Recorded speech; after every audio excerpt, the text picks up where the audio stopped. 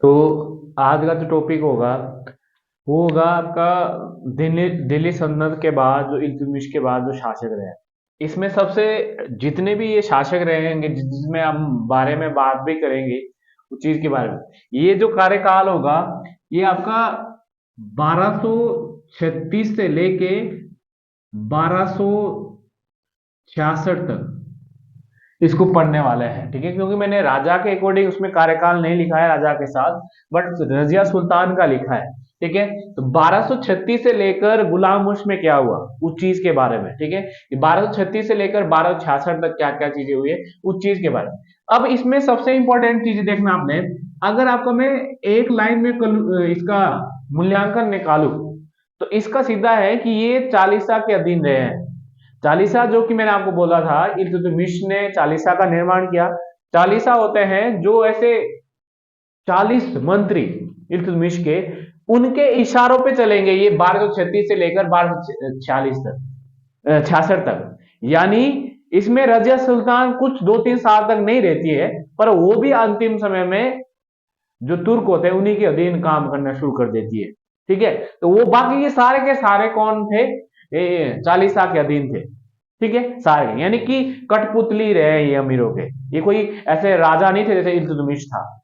ये कोई ऐसे राजा नहीं थे जो जिसके अधीन ही सब कुछ चला हुआ, ठीक है। तो उस चीज के बारे में हम डिस्कस करने वाले हैं। यानी कि 1236 से 1266 में आपने एक माइंड में इमेज बनानी है कि ये अपने इशारों से या अपने हिसाब से शासन नहीं कर रहे हैं, इनके ऊपर कोई और शासन कर रहा है जिनके इशारों पर ही चल रहे हैं, चाहे नियम बना रहे हो, ठीक है। तो ये भी आप कह सकते हो कि गुलाम वंश का अंधकार का युग था ये राजाओं के लिए उस समय, ठीक है। तो वो सारी चीजें हैं। तो रजिया सुल्तान जो कि आपको स्ट्रेटेजी के में आपकी भारत की पहली महिला शासिका थी, दिल्ली सल्तनत की अंतिम शासिका या आप मुस्लिम अंतिम शासिका भी कह सकते हो आप, ठीक है। तो 1236 से लेकर 1240, अब इसके बारे में आपको 2-3 चीजें आपको पता ऑलरेडी होगी कि ये पुरुष की तरह काम करती थी, यानी कपड़े तक की वो वैसे पहनती थी, ठीक है। तो उस चीज के बारे में आपको ऑलरेडी पता होगा कि कैसे कैसे चीजें हैं।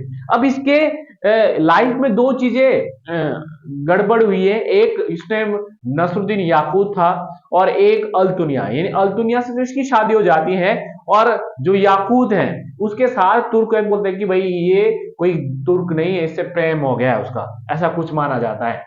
रजिया सुल्तान जो उसके ऊपर दाग लगाए जाते हैं, मतलब एक तरफ से रजिया सुल्तान के ऊपर, वही चीज के बारे में इसमें आपको देखने को मिलेगा। जैसे बोला कि पहली मुस्लिम शासिका, इसने पर्दा को त्याग कर कुबा, ठीक है, कुबा और कुलाहा जो कोट वगैरह होता है उस चीज के बारे में उससे पहनना शुरू कर दिया था। उसके बाद इसने इसके समय सुल्तान और तुर्क अमीरों के बीच मतभेद हुए जो कि मैं आप बात कर रहा हूँ, यानी रजिया सुल्तान के साथ मतभेद हुए इनके चालीसा के। चालीसा कौन, तुर्क, ठीक है। तो वो सारी चीज इन चीज के बारे में। इसके बाद अल दुनिया, क्योंकि इसके पहले मैंने बताया था याकूत, याकूत के बोलते हैं कि प्रेम संबंध थे इसके रजिया सुल्तान ने ऐसा इसके ऊपर लगाया गया था, ठीक है। तो सारी चीजें, और अल दुनिया के साथ इसकी शादी हो जाती है बाद में और दोनों को मार दिया जाता है, दोनों को। अब इसके बारे में अलग अलग कोटेशन आती है हमेशा। जो मिनाज सिराज सुना होगा आपने, कभी था जिन्होंने गुलाम वंश के बारे में काफी चीजें लिखी, तो वो बोलते हैं कि अगर वो स्त्री थी, इतनी महान स्त्री थी या महान शक्तिशाली थी, क्या फायदा हुआ उसको, एक वो लड़की थी, ठीक है। भाई लड़की होने पैदा होने से उसका कुछ फायदा नहीं हुआ।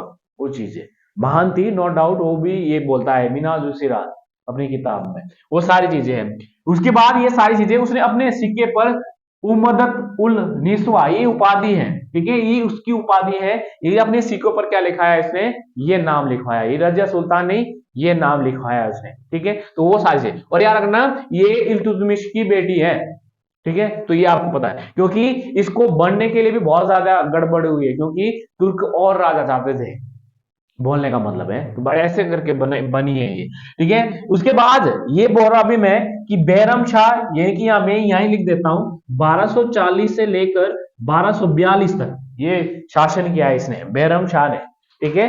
तो बैरम शाह का जो इसने एक पद बनाया था, उसने एक पद का निर्माण किया था जिसको बोलते हैं नायब ए मुमलकत। ये वजीर की तरह काम करता है, ठीक है। वजीर, जैसे वजीर मतलब प्रधानमंत्री, मतलब प्रधानमंत्री से नीचे पद, एक पद का नाम है एक तरफ से। तो ये शुरुआत किसने की है, बैरम शाह ने, ठीक है। तो ये आपको इस चीज के बारे में पता होना चाहिए। बैरम शाह के समय ये है मंगोल नेता, यानी कि इसके समय मंगोलों के आक्रमण हुए हैं, ठीक है, ये पहला आक्रमण हुआ है मंगोल का, जो कि 1241 में हुआ है मंगोल का आक्रमण। ये नेता का नाम है, ठीक है, तो ये आपको पता चाहिए। इसके बाद जो उसके बाद शासक रहा 1242 से लेके 1246 तक, यानी कि ये अलाउद्दीन मसूद शाह 1242 से लेकर 1246 तक रहा। याद रखना, बैरम शाह 40 तुर्कों के अधीन ही है, ये नाम का राजा है, ठीक है। शासन तो कौन चला रहे हो, 40 तुर्क, ठीक है। तो ये तुम्हें नाम आपको पता होना चाहिए। इसने अपने सिक्के पर खलीफा, देखो जब तक खलीफा की उपाधि या खलीफा होते हैं जो धार्मिक नेता होता है, मुस्लिम धर्म में धार्मिक नेता होता है जिनके इशारों पर, जैसे हिंदू धर्म में पुरोहित होते हैं वैसे होता है खलीफा एक टाइप का, ठीक है। तो उसने अपना नाम लिखवाया खलीफा का, ठीक है, कि भाई इनसे मेरे को मान्यता प्राप्त हुई है, ठीक है। उसके बाद अगला जो रहा वो 1246 से लेकर 1266 तक, वो रहा नसरुद्दीन महमूद, ठीक है। ये इल्तुतमिश का बेटा था, ठीक है, इसका पुत्र था। और ये कुरान की प्रतिलिपियों को बेचकर अपना घर चलाता था, यानी कि जो इसकी पत्नी थी वो खुद खाना बनाती थी राजा होने के बाद बावजूद भी, ये मेरा कोई इंटरेस्ट नहीं भाई, जो साम्राज्य है उससे पैसे लेने देने से कुछ नहीं है, मैं खुद ही कमाऊंगा, ठीक है। तो इसके समय याद रखना, इसने अपनी बेटी का विवाह बलबन से करवाया था, याद रखना, क्योंकि बलबन के बारे में हम आगे पढ़ेंगे, बलबन के बारे में, यानी कि इसने अपनी बेटी का विवाह किससे करवाया था, यानी दामाद था ये, ठीक है, बलबन से करवाया था। और अब बलबन को उसने अपना प्रधानमंत्री भी बना दिया था, वजीर, ठीक है। और ये बलबन वो था जो उन 40 तुर्कों में से एक था, उन 40 तुर्कों के, यानी कि बलबन के इशारे से पूरा शासन चलता। ये बोलता कि मैं कुछ नहीं जानता साम्राज्य के बारे में, अगर आपने पूछा तो मेरे दामाद से पूछो, ठीक है, कि क्या करना है क्या नहीं है, ठीक है। तो उस चीज के बारे में वो सारे के सारे, यानी कि हमने आज डिस्कस किया 1236 से लेकर 1266 तक, ठीक है। इसके आगे हम पढ़ेंगे बलबन के बारे में, क्योंकि बलबन वैसा ही पावरफुल शासक है जैसा कि इल्तुतमिश था।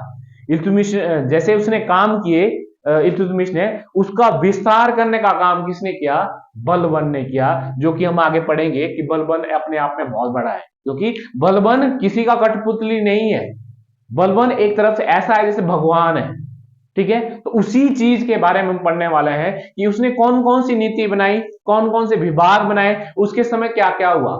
और ये भी आपको पता होगा कि बलबन जैसे ही डेथ हो जाती है उसके बाद गुलाम वंश का भी अंत हो जाता है, ठीक है। तो आज के लिए इतना ही होगा, ठीक है। ये हमने 1236 से लेकर 1266 तक पढ़ा था, ठीक है।